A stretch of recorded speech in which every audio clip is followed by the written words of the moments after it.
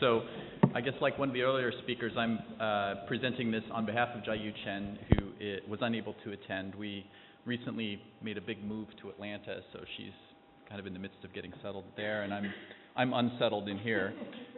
So anyway, so this talk is really looking at, and it's nice that we had the previous speaker talking about DNA methylation, because we're looking at associations between DNA methylation and audit score, which is a sort of alcohol use measure, and whether it's brain-mediated as well. So disclosing that I have no disclosures to disclose. In terms of addiction, we know addiction is complex, and it's a dynamic process, and it likely involves a lot of different factors, including epigenetics, molecular, synaptics, neurocircuits, et cetera, that are all adapting as drinking is increasing. There is a lot of growing evidence that epigenetic regulation plays an important role in that, and may lead to subsequent structural and functional changes in the brain that impacts that transition from controlled intake to addiction. And so we wanted to start to look at that in this study. And so we used the Imagen data, and so they have data collected at age 14 and age 19, and they have brain imaging data, DNA methylation data, and substance use measures, in particular the audit score is what we're using. And so essentially we are looking at those three measures, as you can see here, at the 14-year age. And we're asking the question, is methylation at age 14 predictive of change in audit score and predictive of change in fMRI activity during a face recognition and reaction task? We did this with two cohorts. They had wave 1 and wave 2. They were separately typed for DNA methylation. Roughly equal sample sizes, about 330 individuals. And moving forward, in terms of pre-processing, the DNA methylation involved an Illumina 450,000 array. We essentially just pre-selected markers that had a standard deviation above 0.1, which left us with about 6,400 markers. Using the face processing task, we did standard fMRI pre-processing with SPM12, and the contrast we were looking at was anger versus control contrast images. We selected gray matter voxels that had more than 50% gray matter, leaving us with about 55,000 voxels. And we looked at a longitudinal change, basically between age 19 and age 14. And then we took this change data and performed an independent component analysis of that.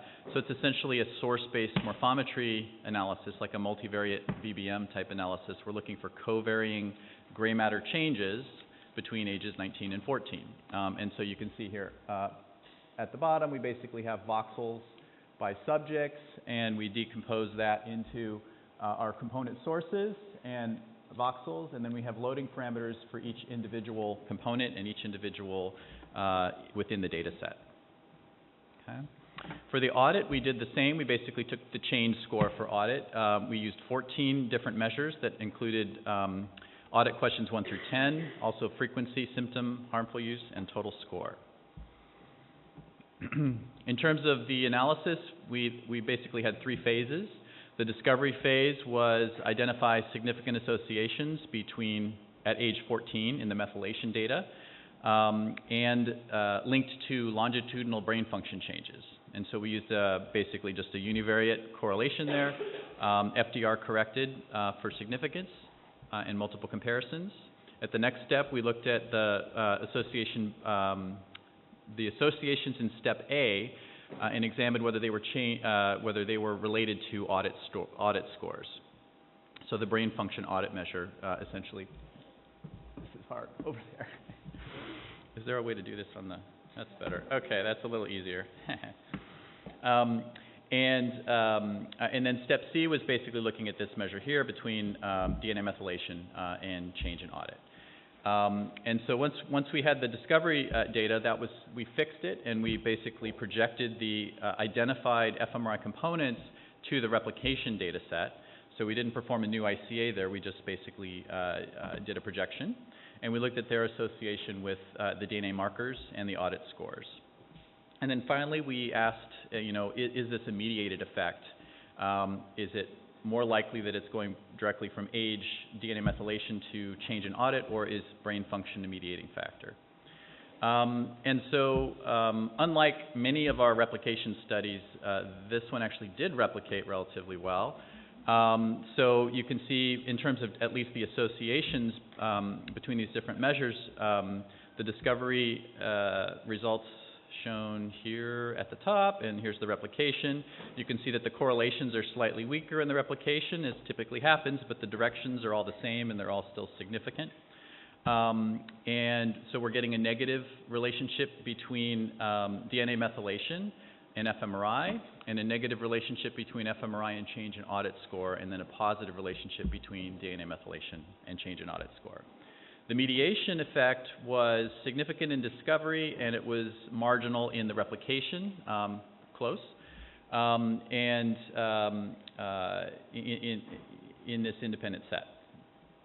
So in terms of just what the results found, we basically found this sort of protein inhibitor of activated STAT gene, which is involved in protein coding, ligase activity, and it's also involved in the WNT pathway, which is found to be important in addiction. It's on chromosome 19.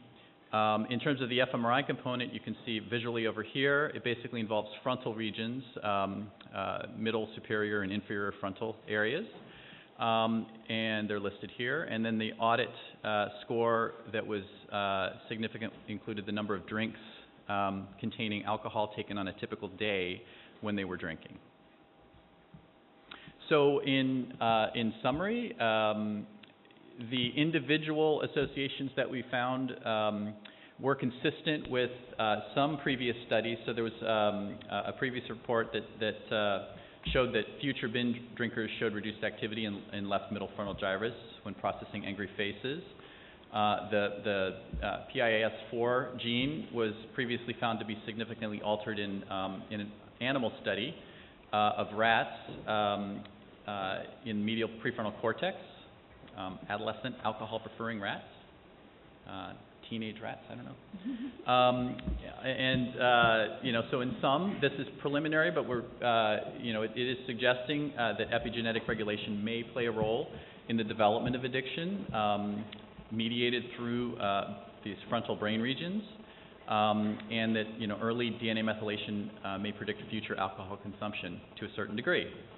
Going forward, we are planning to engage more multivariate models, both in terms of the DNA methylation as well as the audit scores, and likewise the Imagen data and other data sets that we'll be working with have multimodal data, and so we're interested in looking at joint analyses across those modalities to evaluate the joint information that we don't see when we're looking at individual data sets.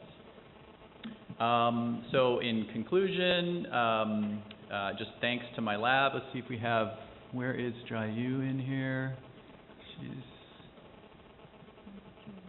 that her, right? That's not her. I don't see her. And she's probably hidden somewhere. Okay, she's hiding in the back. And for the Imagen study here, this is a recent picture. I came across Gunter, and he happened to have a red Porsche and took me for a ride in Rome, which was nice. And with that, I will close, and thank you very much. Am I the last talk? All right.